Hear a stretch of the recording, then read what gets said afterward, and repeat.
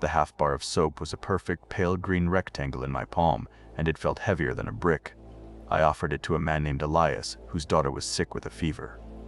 "For the ceramics," I said, "and the wire, the gauge he needs." Elias looked at the soap, then back at me, his eyes hollow. He held out a small cloth bundle. The trade was made without another word. I clutched the bundle and moved back to the doorway of the machine shop, my post. Inside, the great stone wheels of the grain mill turned and turned, filling the air with a grinding scream that was a constant physical pressure. The noise was agony for my brother. I could see it in the rigid line of his back and the way his shoulders were drawn up to his ears. Jeddy sat on a stool at his workbench, his body a tight knot of resistance against the sound. His hands were the only part of him that seemed free. They moved with a dizzying, certain speed, soldering a tiny capacitor onto a breadboard covered in a forest of wires. I had learned a long time ago not to stand too close while he worked, for his focus was a fragile thing. I was his guard, the wall that kept the rest of the silo from breaking it. I think about the fall sometimes when the noise gets bad. I remember it not as a day, but as a sound. It started with sirens that never stopped. Then they were layered with screams that became a constant part of the city's background noise. Our parents had tried to keep the windows shut, but the sound got in. It vibrated through the floor and the walls and our bones. It was chaotic and complex, and it hammered at Jeddy until he collapsed, his hands pressed over his ears, his body convulsing on the floor. That was the day the world became a weapon aimed at him. I was the only one who could get near him. I was the only one he would let hold him while the world screamed itself to death. Bide was in the command center, a small concrete room filled with salvaged electronics. He stared at a monitor displaying the silo's power grid diagnostics. "Look at this," he said to one of his lieutenants, his thick finger tapping the screen. "Power fluctuations, harmonic distortion on grid 3. The last time I saw a signature like this was during the fall. We sealed the lower levels to save power." His face was hard, a collection of straight lines and angles. "My wife, my daughter, they were in the lower levels." He looked up from the screen, his eyes like chips of flint. "Sentiment is a fatal liability. Your value is what you contribute." I slipped the scavenged parts from Elias into my pocket and watched my brother work. The others saw a drain, a useless mouth consuming precious resources. They saw a broken boy making strange, non-functional toys. They thought he was a liability. I knew he was just speaking a different language, and I was the only one who had ever tried to learn it. Life in the silo was a math problem written by Bide. A daily audit of the solar array on the roof showed 2 more panels had failed, which meant less power for the water pumps. Rations were cut again. During the evening meeting in the main silo, where we all sat on sacks of wheat, Bide made an example of the debtors. The father had been caught trying to ferment a 1/4 cup of grain into some kind of crude alcohol. Bide stood before everyone and announced the family's food allotment would be halved for a week to repay the community for the theft. The shame on their faces was a poison that seeped into the air. Miles away, across the scrubland of what used to be Idaho, a man called a listener sat with a parabolic dish pointed toward the horizon. He was part of the jackpot crew, and his job was to find signs of life. He tilted his head, adjusting his headphones, and noted the faint, regular pulse of machinery from our direction. A place with working machines was a place with things to take. That night a storm rolled in, the wind rattling the metal sheets that patched the silo's upper levels. The noise gave Jeddy cover. I saw him slip out of our small living space, and I followed him at a distance. He climbed the ladder to the watchtower with an unnerving grace. He moved to the ventilation shaft, a grated opening that faced east, and carefully placed a small rudimentary device made of copper coils and a magnet inside it. He did not seem to be hiding it, just placing it. I thought it was another one of his rituals, a way of ordering his world, so I left him to it and went back to our beds. The next morning, it all came apart. A high-pitched squeal ripped through the command center. Every diagnostic screen went black, then flickered back on with scrambled data. Bide was there in an instant. He wasn't an electrician, he was a water systems engineer, but he understood the flow of things. He saw the unique electrical signature left behind in the system's log, a specific high-frequency distortion that had overloaded the sensitive monitors. It was not a random failure. It was a single, wrong note in the machinery of his perfectly ordered world. He followed the trail himself, tracking the energy drain through the conduits to Grid 3, and the path led him straight to us. He appeared in the doorway of the machine shop, flanked by 2 of his men. He pointed a thick finger at the illegal conduit Jeddy had bypassed from the main line to power his workbench. "This stops now." Bide's voice cut through the grind of the mill. He walked over to Jeddy's bench, his steel-toed boots loud on the concrete floor. "This project is terminated. All components will be stripped and returned to the communal supply." He looked at Jeddy, who had frozen, his hands hovering over his work. "He will be reassigned. Grain husking?" The words were a physical blow. Grain husking was a sensory hell of dust and sharp fibers, a mindless, repetitive task in the loudest part of the silo. It would break him. Bide's men started forward to confiscate the parts. My deception was over. "Please," I stepped in front of them, blocking their path to the workbench. "His work, it keeps him stable. It's the only thing that does." Bide scoffed. "His health is not worth the price of 5 other people's survival." I looked past him and saw other faces gathering in the hall. The debtors were there, their faces thin and hungry. They nodded in agreement with Bide. In their eyes, my brother was the reason their own children had less to eat. I knew then that fighting him would get us thrown out into the wastes. I could let them take the parts, we could survive.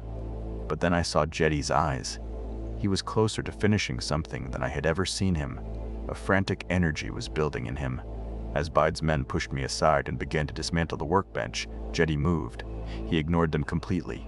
With a final desperate motion, he connected 2 last wires and flipped a small toggle switch on a device shaped like a small copper-wound cone. It was his last chance to complete the pattern that lived in his head. There was no sound. The cone emitted a silent, low pulse. I felt it not with my ears, but as a deep vibration in my chest, a pressure wave that seemed to pass right through me. Miles away, the Jackpot Crew's listener tore his headphones from his ears, his face a mask of confusion. The pulse he had just heard was not the noise of machinery. It was an ordered, deliberate signal. Seconds later, a speaker on the wall crackled to life. It was the radio from the watchtower. A voice, tight with panic, shrieked through the static. "They're coming." A chorus wave, bigger than anything I've ever seen. They turned. They made a 90-degree turn, and they're coming right for us. I stared at the silently pulsing cone on the workbench.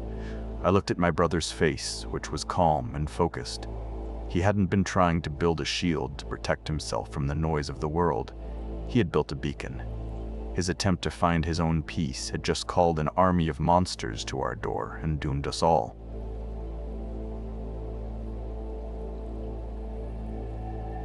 If he called them, maybe he can turn them away. My voice was raw, echoing in the sudden silence of the silo's main floor. Bide stood over my brother's workbench, his hand raised to smash the parabolic dish. Everyone had frozen, the shouts from the watchtower still hanging in the air like a bad smell. The deep vibration from outside was getting stronger, a pressure you felt in your teeth. Bide's eyes were cold bits of gravel. He looked from the device to Jeddy, who was completely still, his focus locked on the circuits before him. "This is not a toy, Yeda." "It's not a toy," I repeated, moving my body between Bide and my brother. "It's the only thing that's different. They've never come straight for us before, not like this." He did something. Bide lowered his hand, his pragmatic mind turning over the new data. Chaos was a variable he hated, but a pattern was something he could work with. He gave a sharp nod to the men with him. "Get to the north wall. Standard choke points. He jabbed a finger at me. "You have until they hit the outer fence. If his noise machine doesn't work, I'm throwing it and him off the top." He turned and walked away, barking orders that sent people scrambling up the ladders to the catwalks. I knelt beside Jeddy, whose hands were now a blur. He ignored me. His entire world narrowed to the copper wire he was wrapping around a ceramic magnet. He was overwhelmed by the approaching sound, the great wrongness of it, and I could see the familiar agony in the tightness of his shoulders. He snatched his notebook, flipping through pages of waveforms. and then made a tiny adjustment to a dial on his console. He wasn't guessing. I had watched him work for years, and this was the look of a man correcting a single flawed number in a very long equation. He flipped the switch again. The air pulsed, a silent wave that made my lungs feel tight. From the watchtower, a new shout came over the radio. They're stumbling. The front line is breaking up. It wasn't a retreat, but it was a pause. The forward edge of the chorus wave faltered, the echoes turning into each other with a new, disoriented aggression. It bought us minutes. I saw Bide look down from the main catwalk, his expression no longer just angry. It was something else, something calculating. He was seeing my brother not as a drain on our resources, but as a weapon he did not understand. Jeddy pulled at my sleeve, his eyes wide. He tapped his notebook, then a scavenged road map of Twin Falls County that was pinned to his wall. His finger traced the path the echoes were taking, a straight line aimed at our home. Then he drew a quick, neat diagram of a much larger parabolic dish, something that would need a truck battery to power. He pointed to a spot on the map, a highway overpass about 2 miles east. He was showing me a plan. He had a strategy. For the first time, I felt the weight of my role shift. I wasn't just his wall. I had to be his voice. The outer fence went down with a scream of tearing metal. I could hear the first shots from the wall, single, disciplined cracks meant to take down the leaders of the pack. They were already too close. Bide's voice came over the speaker system, stripped of all emotion. Fall back to the main door. Prepare to seal the lower level.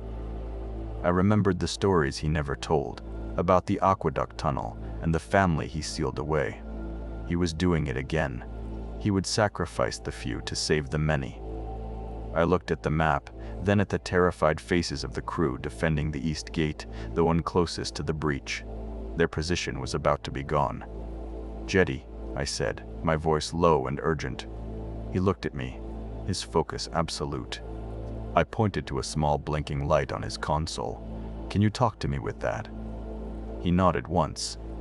I grabbed the half-finished emitter he had been designing, the larger one from his drawing, and a heavy truck battery.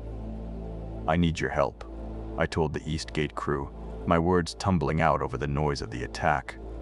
"He has a plan to draw them off, but I have to get this outside." They looked at me like I was insane, but then a fresh wave of echoes poured through the fence and their choice was gone. They gave me covering fire while I dragged the emitter and battery toward a service tunnel.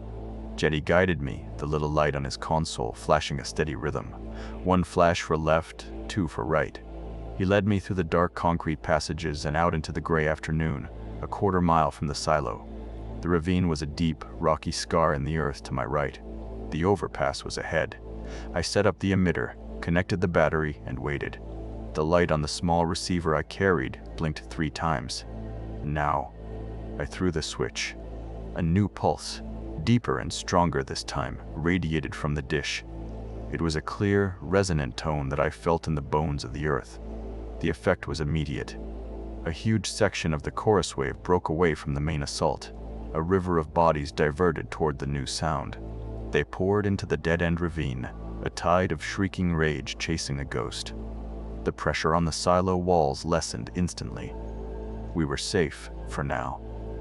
From the top of the silo, I saw Bide watching through binoculars. He wasn't looking at the routed echoes.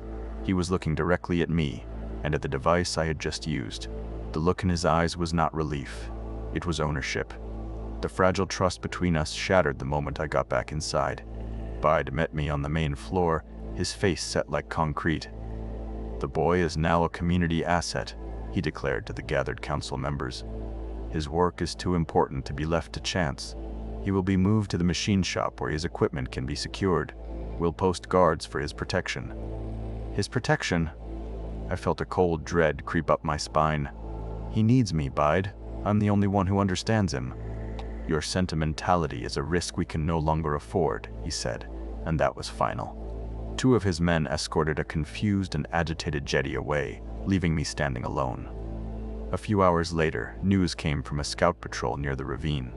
They had found tracks from another group, heavy boot prints near where I had activated the emitter. The jackpot crew. They knew someone in this area had a technology that could manipulate the echoes. They didn't wait long to act. The next day, the water crew was ambushed. 2 dead. Bide called an emergency meeting that evening. He stood before the whole community, the faces of the 2 victims projected on the wall behind him. He twisted the story, framing the attack as a direct result of my reckless action, of revealing our new power to our enemies. The grieving, terrified people of the silo sided with him. They needed a leader, and he was the only one offering simple, hard answers. He relieved me of all duties and placed me under house arrest in a small, windowless storage room. He went to the machine shop himself to take control of Jeddy. He demanded my brother turn on the weapon and protect them. But without me, Jeddy had shut down completely. He sat on the floor, still and silent, tracing patterns on his own arms. The weapon Bide wanted so desperately to control was unresponsive. I was a prisoner. My brother was a captive. The silo was more vulnerable than ever. I sat on the cold concrete floor of my cell, staring at the gray wall, believing I had failed him in the worst way possible. I hadn't protected him from the world. I had just handed it a new cage to put him in. The only thing they had left me with was his notebook, tossing it in as an afterthought. I clutched it to my chest, the pages filled with his silent language. Desperate, I opened it and smoothed it out on the floor. I began to sketch the silo from memory, the big storage bins, the elevator shaft, the reclamation pipes snaking through the lower levels. My eyes drifted from my crude drawing to his elegant waveforms. Then I saw it, a specific repeating frequency pattern on one page. I traced its shape with my finger. Then I looked at my drawing of the main grain bin, at its specific height and circumference. The acoustic properties would create a resonance that matched the pattern perfectly. Another waveform matched the length and material of the water pipes. He wasn't just building devices to make noise. He was mapping the entire silo, finding its unique sounds, turning the whole structure into an instrument. The small emitters he had hidden were never random projects. They were the keys, the valves, the strings of a much larger design. He was building his symphony. My job was never to be his shield. I had to be his conductor.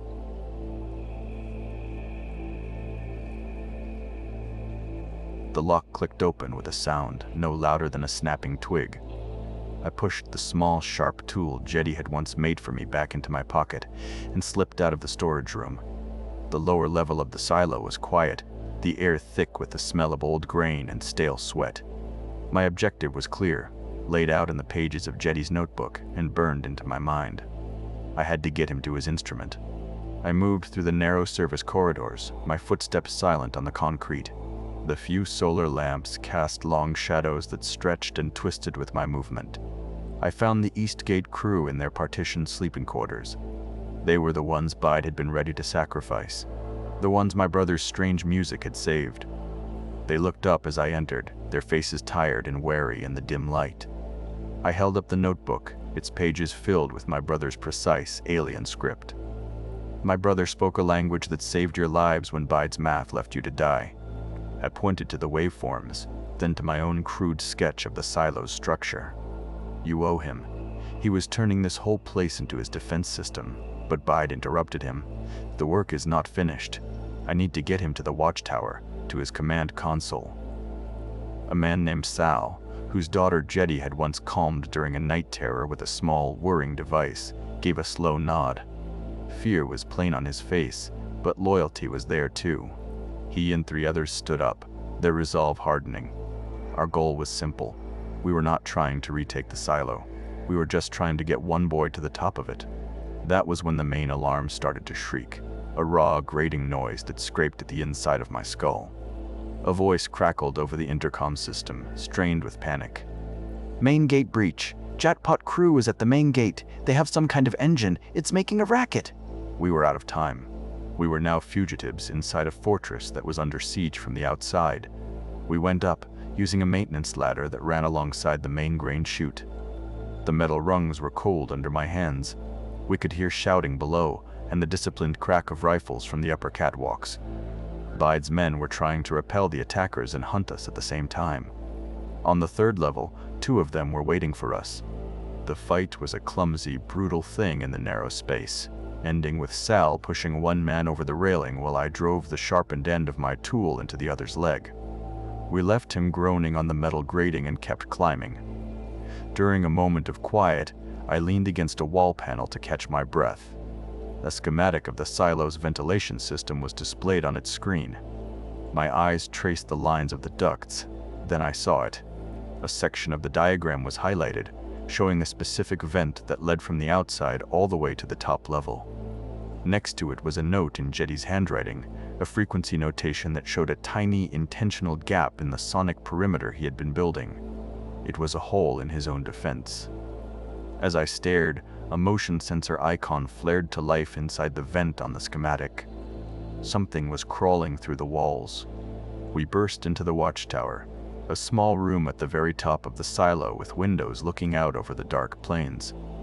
Jeddy was there, sitting on the floor between two of Bide's guards. He was calm, his eyes tracking something on the ceiling. Sal and the others engaged the guards, a chaotic struggle of bodies and grunts. Jeddy ignored it all. He saw the master control panel against the far wall, and he moved toward it. His hands flew across the switches and dials, a blur of motion. The air in the room changed as the network of emitters he had hidden all over the compound awakened. He turned and looked at me. His expression was placid, but his eyes were alive with urgent meaning. He pointed a thin finger at a map of the silo grounds on a monitor, tapping the spot that marked the main gate where the jackpot crew was concentrated. Then he pointed to a large, unmarked dial that controlled the emitters in that sector. It was a question, clear as any word. I thought of the people Bide left behind, of the choices this world forced on you. I gave him a single hard nod.